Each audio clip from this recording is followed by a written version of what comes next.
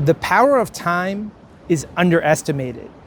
If you ask someone what they think is the most powerful force in the world, they might say something like money or authority or social influence or even knowledge. But something that no one ever really brings up because it's so subtle, because we just kind of accept it, is the power of time. You could take someone in a situation or the world as it is today, and all you have to do is just change the time and you'll see something that's radically different. I mean, just look around our world today. I mean, go back 100 years, same place, human beings, the same kind of rules of society. But you go back 100 years ago, it's radically different. And who knows what would happen, say, 100 years from now, or even like 1 year from now, given the current crazy climate out there right now. So if you take a person, so if you're dealing with an individual, a lot of times people are, they're facing their problem and they can't get their head around the problem. And what do I do? They might have thought of every possible solution, kind of thought through the planning. But you often hear this term, it's not the right time. What does that mean? What does it mean for something to be, quote, not the right time? And see, time is always changing. And as time is changing, it's bringing in different variables and it's bringing in a different context, which redefines the problem statement. I mean, none of us are going to survive the power of time. We were born, and what separates the difference between being born and being dead is simply time. If you just add 80 years to someone's life, well, they've lived a full life, and that's pretty much the end of it. So in this video, we're going to be talking about time, we're going to be talking about cycles, and we're going to talk about thinking about time in a different way. Time is cyclical. So the answer to the riddle of time might be hanging in your living room right now. So when we think of time, we usually describe it in terms of a length of time, so 1 and plus the unit of time, say a year. So 1 year from now, 5 years ago, 5 minutes ago, 10 minutes in the future. And if you look at this, it's basically kind of a 1 or 2 dimensional description of time. But if you go in your living room and you look at what's hanging on the wall, you will see a clock. And that clock, the shape of the clock is a circle. So what does that mean? It means that we intuitively already understand that time is repeating. So there'll be 12 p.m. today, there'll be 12 p.m. tomorrow, there'll be 12 p.m. the following day. There's a sunrise and a sunset in a very predictable pattern. What happens is people try to do planning in this way where they think, if A, then B, which is a very linear way of thinking, which doesn't really match the fundamental nature of time. So if time is cyclical, and then you're thinking in kind of two-dimensional, then those two types of measurements they're not gonna match up. And what happens with time is that things are often repeating, which is essentially the study of history. So historians, they will look at past events and they'll try to see, is the energy of the past similar to the energy of today? So in today's crazy political climate, when we're trying to understand what's going on right now, we might look to previous times in history when the world was in a similar state of chaos. And that can end up proving predictive in certain situations. So you could think of you can think of it in terms of these milestones of life. So for example, you might have, say, graduated school. That was like an achievement, right? And then you went and you got a job. That was a different type of achievement. Or, maybe you got married, something. And if you think about each one of these, it feels the same, just with a slightly different context. So you could say this is a, quote, peak moment. And there's peak moments as well as there's pit moments, or being down in a hole. And that's why you could also say, if you think about life in terms of a cycle, you could think of it, say, the ups and downs of life. So intuitively, we already understand with these common aphorisms that Yes, like these types of events in life will be repeating, and therefore time is not a straight line, but is much more represents a circle. Each period of time carries a unique signature. So no two periods of time are the same.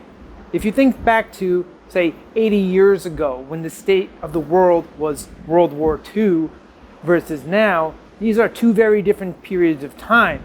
Or if you go back to, say, the colonial times, or if you go back to the 1600s, or whichever period of time that you want to pick, no two periods of time are exactly the same. And not only does this happen, say, from decade to decade or century to century, this happens from day to day. So you might have a day where you're just feeling amazing. Why are you feeling amazing? Sometimes you don't even know. Maybe it was a series of things that happened, leading up to, and just kind of put you in the right state of mind. And from there, you felt great. But the opposite could happen is when you can kind of sink into a hole.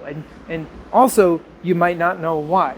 So this period of why does the world change? And why do individuals change? And why does every week can be so different, even when it contains the same elements?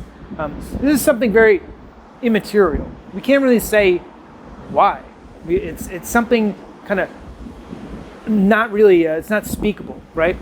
So there's kind of an underlying current that's making each frame of time a different picture, and each picture is unique. So if we were to go back to, say, the 1980s, right? If you think about that, right? So every decade has like a name, the 80s, the 90s, the 2000s. And when we go back to this time, we think of, say, musicians, or we think of world events at that time. And this is what we use to define the look and feel of that time. That's why we give it a name, that we associate a name with a particular time period, because we already know that two different time periods are unique and not the same. And this is going to apply in your own life, whether it was, when you were in your 20s, or when you were in your 30s, or it could be last week, it could be next week. These periods of time are not going to be the same, and because of that, we can't really go through life without understanding that there's something in the background that's changing, and then understanding what it is that is changing, even though we can't really put words to it, but it's something we know intuitively. And if we want to make the most of time, we need to understand what these different unique fingerprints of time are, so that we can move in collaboration with time instead of trying to move against it. When it's a slow time, trying to be fast, or when it's a fast time, trying to be slow. And the more that we can understand the different unique images of time, the more that we can act with awareness. Divination tools help us fingerprint the period of time. So if there's any one thing that divination tools help us do, it's understand the period of time that we're living in. So when people think about people using astrology or the I Ching, they tend to think of them as people who are predicting the future. That's not what they're doing. What they're doing is they're looking at, say in astrology, we look at a wheel. And based on the wheel, we are looking at kind of like, what is the fingerprint? Like, what does this look like? What does it feel like? And we're developing an intuitive understanding. It's almost like looking at paintings. Well, this painting is a sad painting, and this painting is a happy painting, and this one has a mix of both. And then what we're doing is we're kind of looking to the different periods of time, and then seeing, do these energy patterns pop up in different places.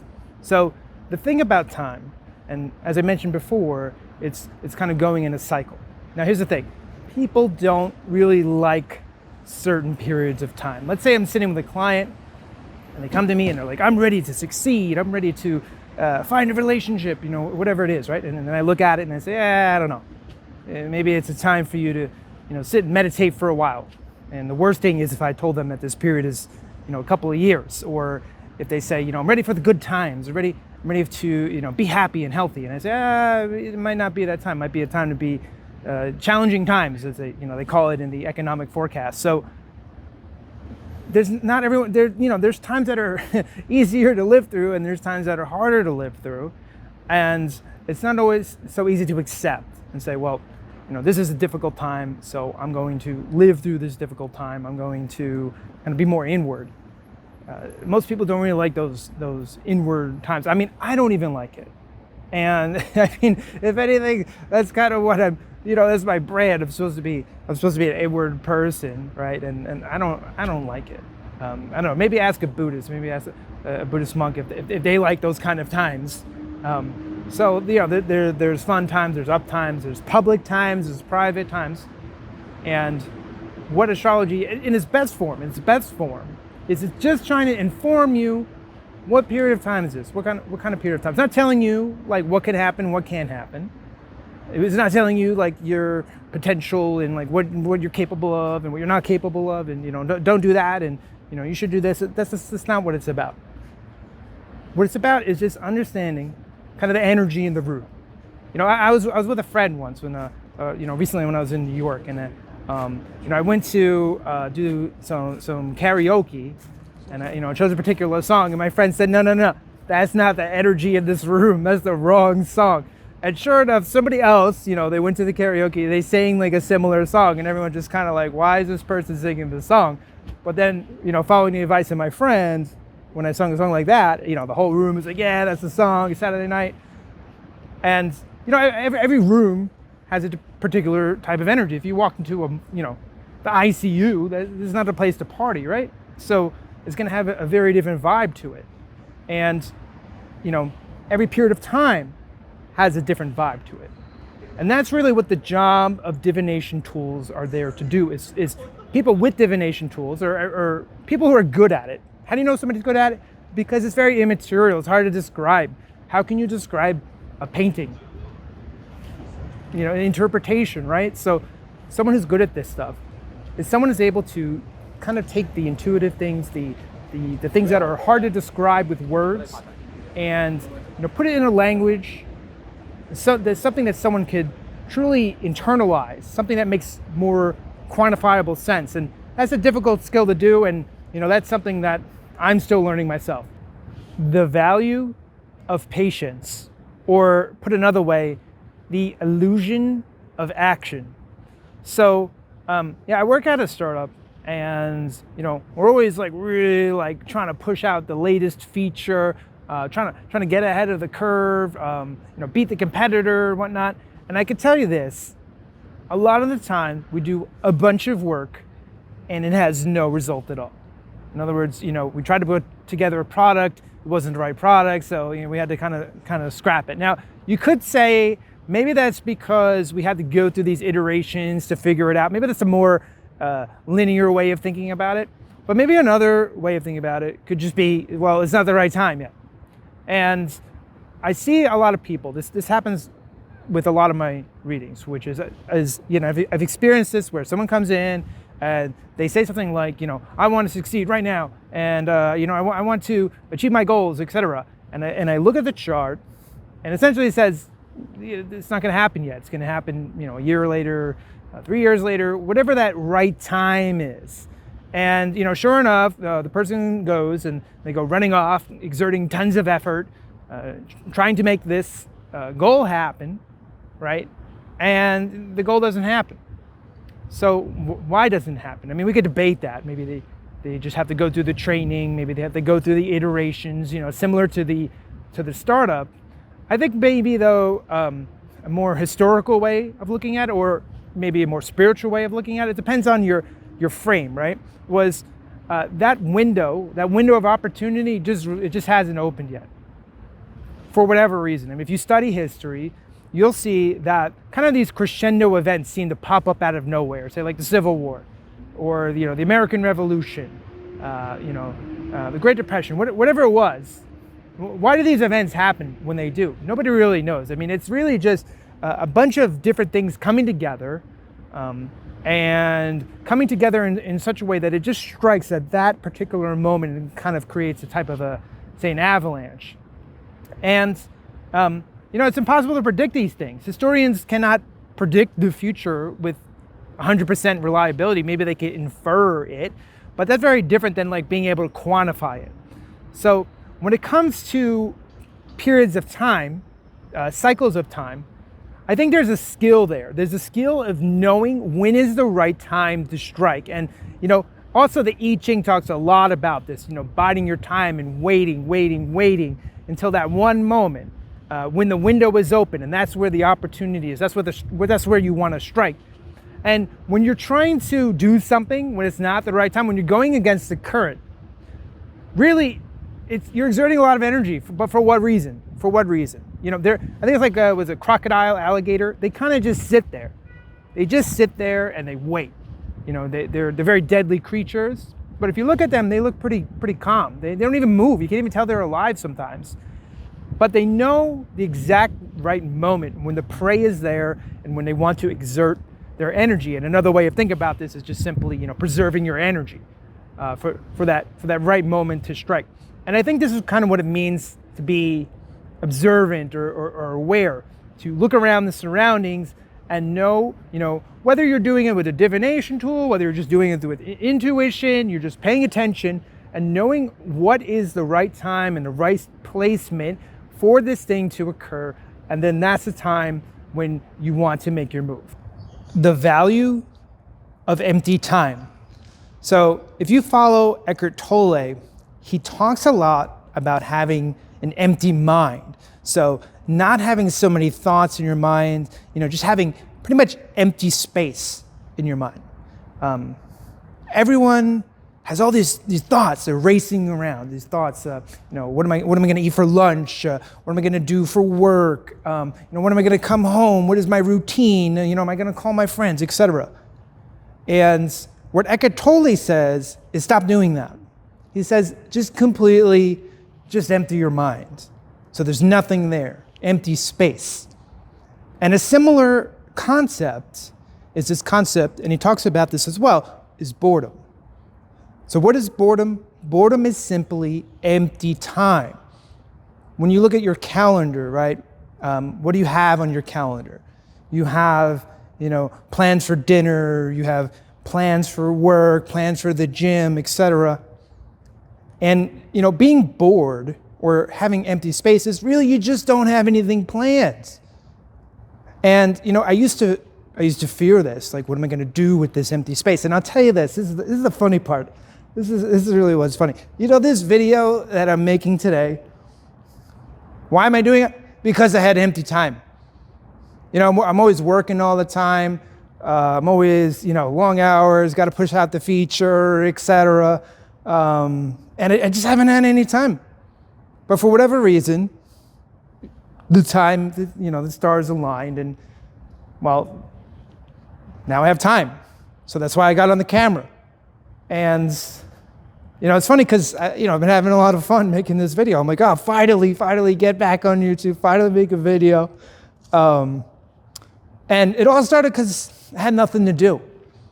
And I think that, this concept of when you have empty time, when you don't have anything to do, you'll be surprised kind of like what you fill it with. Could be a hobby, could be a book, it could be just an idea, could be, something that you needed time to reflect on.